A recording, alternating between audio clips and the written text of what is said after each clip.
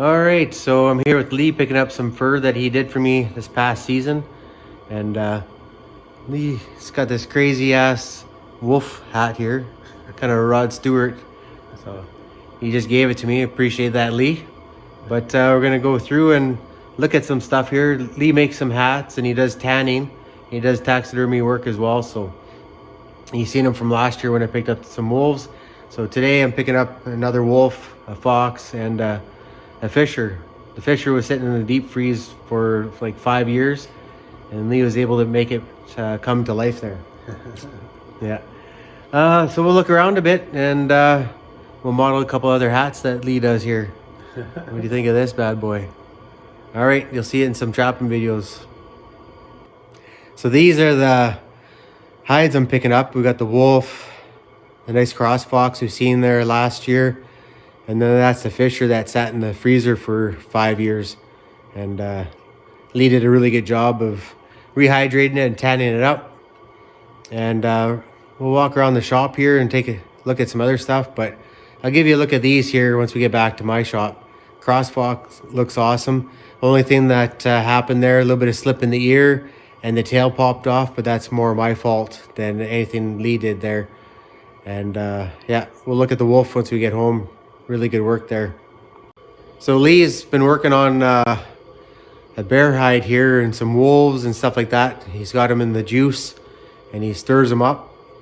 Does a good job there. This is a pretty big bear, over 6 foot.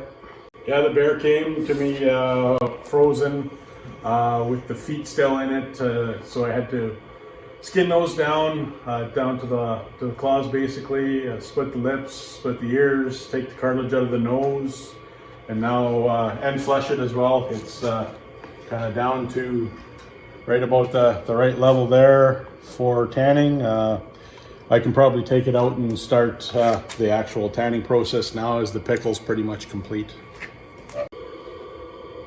So Lee's gonna give us a few tips here on handling pelts. His hands are cold. Luckily he made a pair of mitts like this and he's been using them for years. Yeah, they're really good when the weather gets cold like this. Today, minus 34, feels like 46 outside, but obviously a little warmer in the shop. But just a few things to note. Nice looking wolf that we have here. Maybe not the fullest coat, but beautiful colors. But just be mindful of what your end product is for what you plan on doing with the hide or pelt afterwards. As I said, this one's beautiful color, was skinned, feet, everything intact, but I think it was a mistake.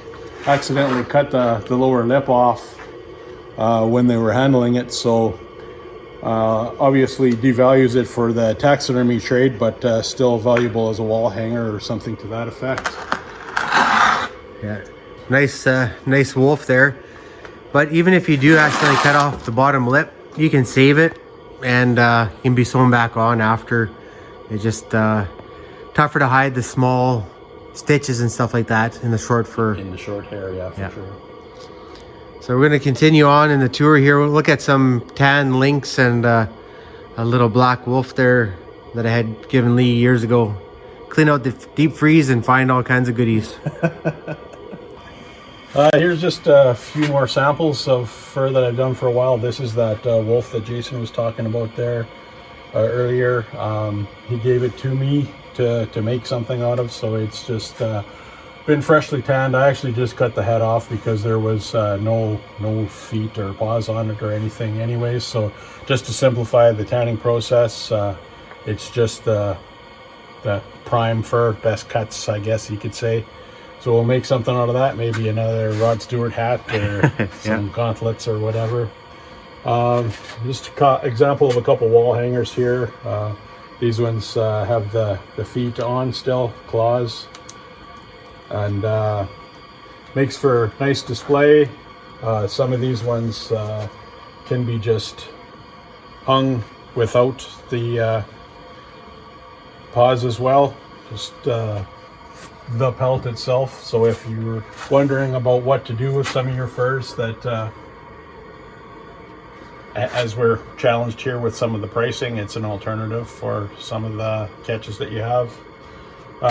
Fox as well, a little bit out of prime, or not quite fully prime maybe, but still nice use of just as a wall hanger, or perhaps a hat or mitts or something as well. Just a note on the thin skinned items. I just want to give you a little bit of an idea of the tool that I use for taking the membrane off, as opposed to the flushing machine itself. It's just a wire wheel. It spins around like a grinder, and basically just strips the membrane off and thins down the sensitive areas. Works really good. Makes a bit of a mess. You see my fancy shield there, but that's kind of one of the tricks of the trade, I guess. Yeah. So you got a flushing machine for the thicker leather for your beavers and wolves, and then the thin stuff like your lynx and your fox, you use that and helps you thin it out so it takes a better pickle.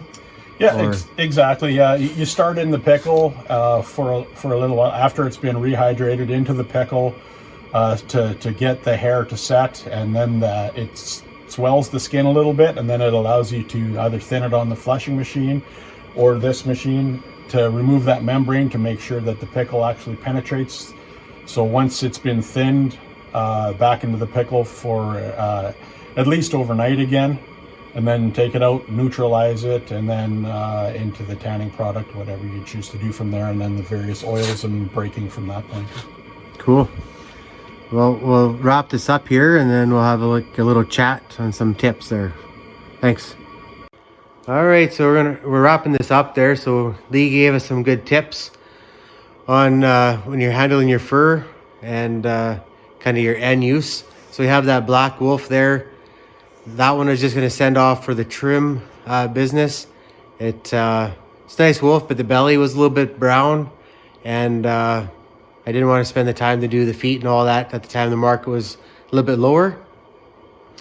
But any final words there, Lee? Maybe just an emphasis on fur handling. Take your time and do the best that you can. It's easy to take a $100 pelt and turn it into a $20 one, but you can't turn a 20 into 100. So just take your time and keep your end product in mind. And it's not a race out there, so quality is pretty much everything in this world.